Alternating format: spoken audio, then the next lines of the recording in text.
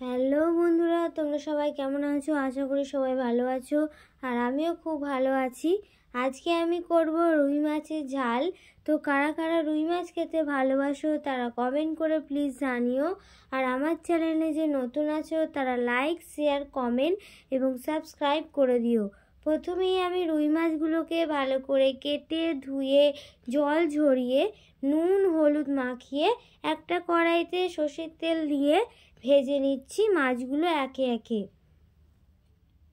তো আমার এখানে দেখতেই পাচ্ছ মাছগুলো আমি একে একে ভেজে নিচ্ছি।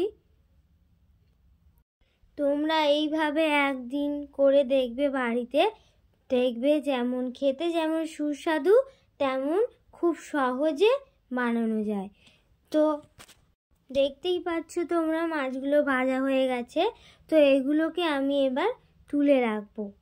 তুলে রাখার পর এবার আমি বাকি মাছগুলো ঠিক সেমভাবে ভেজে নেব।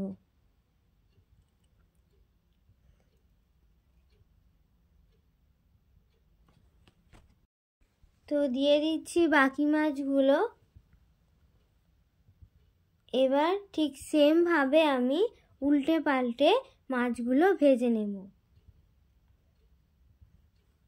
তো মাছগুলো যখন ভাজা হয়ে যাবে তখন কড়াইতে দিয়ে দেব আগে থেকে কেটে রাখা পেঁয়াজ কুচি।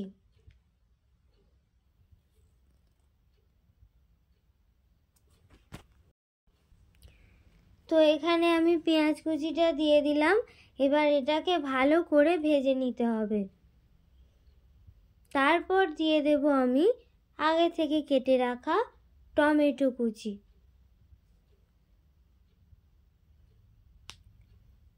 তো এইভাবে কিছুক্ষণ ভেজে নেওয়ার পর টমেটোটা যখন গলে আসবে তখন দিয়ে দিতে হবে আদা রসুন বাটা, যেটা আগে থেকে পেস্ট করা ছিল।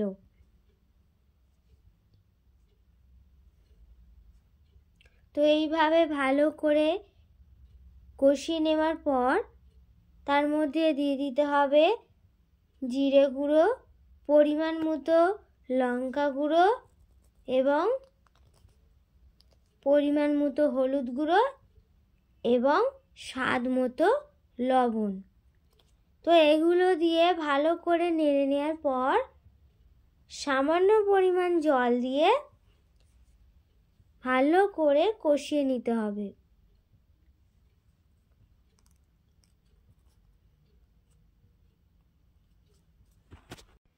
এবার সামান্য পরিমাণ জল দিয়ে ভালো করে নেড়ে নিতে হবে। তো এইভাবে ভালো করে নেড়ে নেওয়ার পর মাছের পরিমাণ অনুযায়ী দিয়ে দিতে হবে জল।